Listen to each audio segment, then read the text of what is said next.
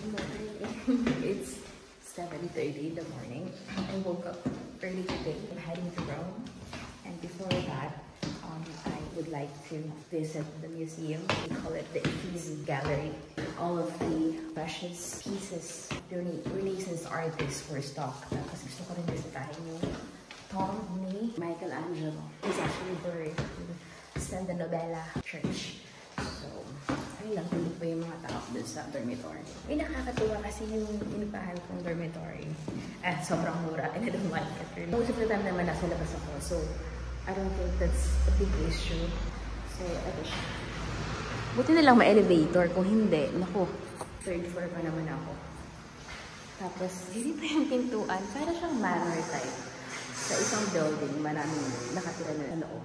Like, second floor. Parang sa UAE ganun din.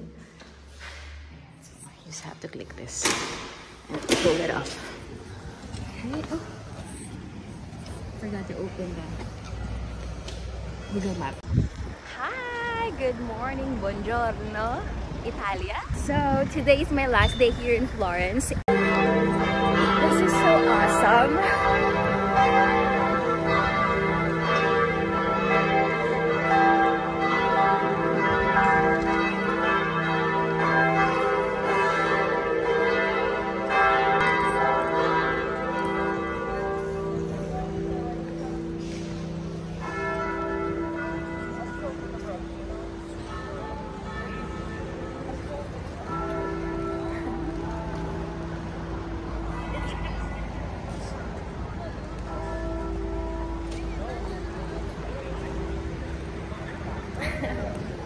Buongiorno from Italy! So I actually followed what my friend suggested to wake up very early. Guess what? Tulog pa ang mga tao at nasolo ko ang buong cathedral. Hello? Diba? Wait, check ko yung Google Map. Papunta kasi ako ng Uffizi Gallery. Buongiorno from Italia.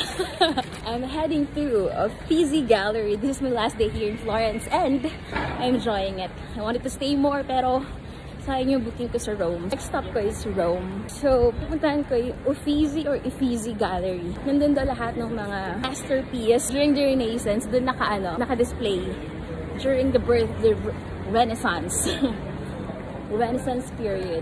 Alam mo, nagtataka ako, bakit kayo magkakapares ng kulay yung mga building? Sino kayo nagde-decide yan? Gobyerno. And, by the way, I actually followed yung suggestion ng friend ko to wake up very early kung gusto mo magkaroon ng magandang picture. And yes, I did! 7:30 pa lang naman. Pero siguro kayo mga turista tulog pa. So, tawag dito, ang dami kong pictures. Hindi masyadong crowded. Walang mga photo bombers. And I'm loving it. Yun lang.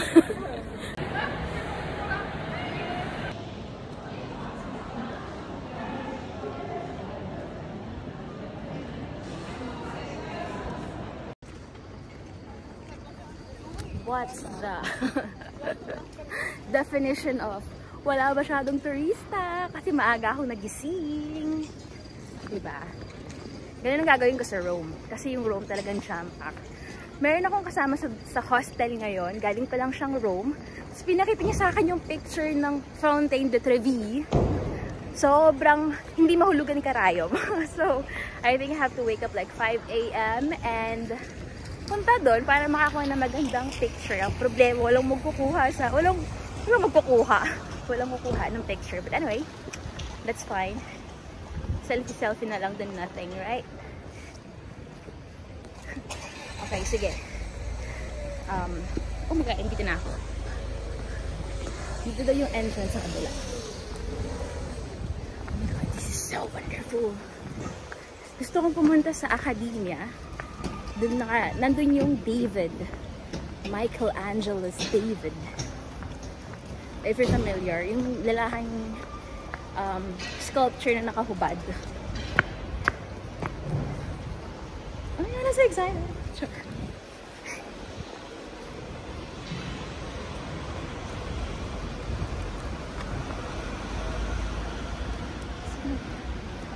Gusto ko may tour para ma-explain sa akin. let's see. I just got in and I have to pay for another 6 euro for this, for the audio guide. So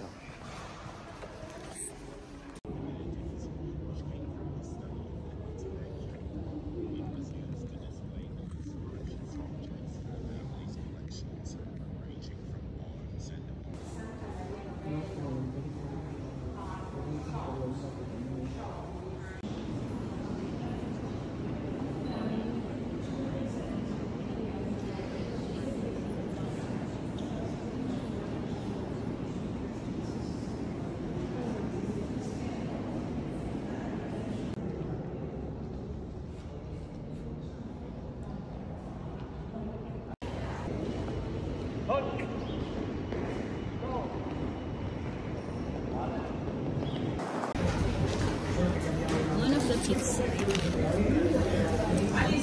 paalis na ako ng Florence. Saka pala ako umorder ng pizza. Hindi ko alam kung anong tawag dito, pero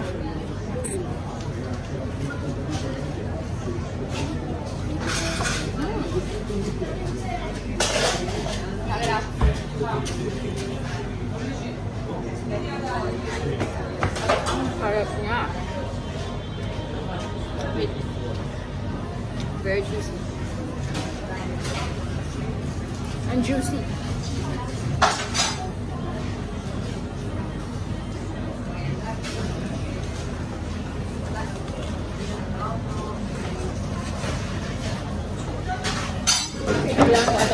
Kaya ka ng serving nila.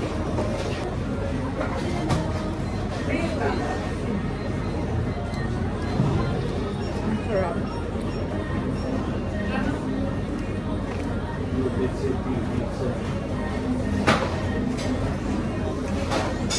Very cheesy. Kasi naman niya sobrang juicy.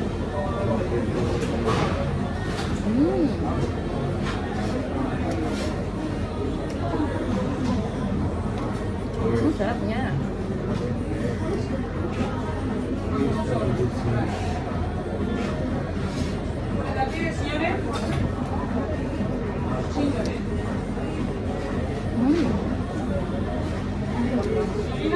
Panalo yung meatball yun.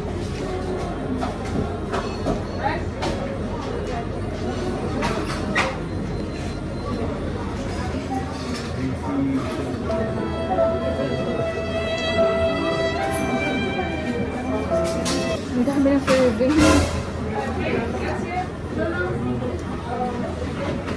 Per 100 gram is ano, 1.8, parang 2 euro din.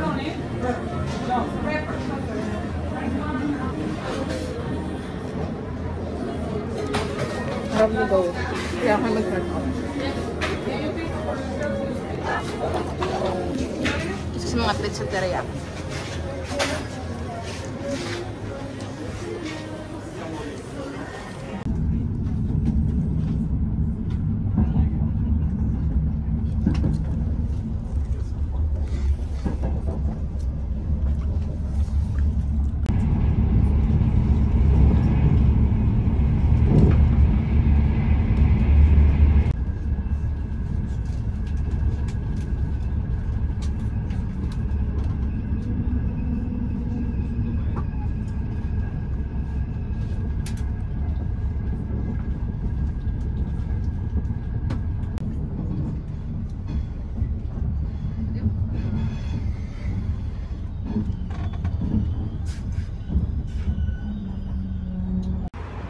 Finally here.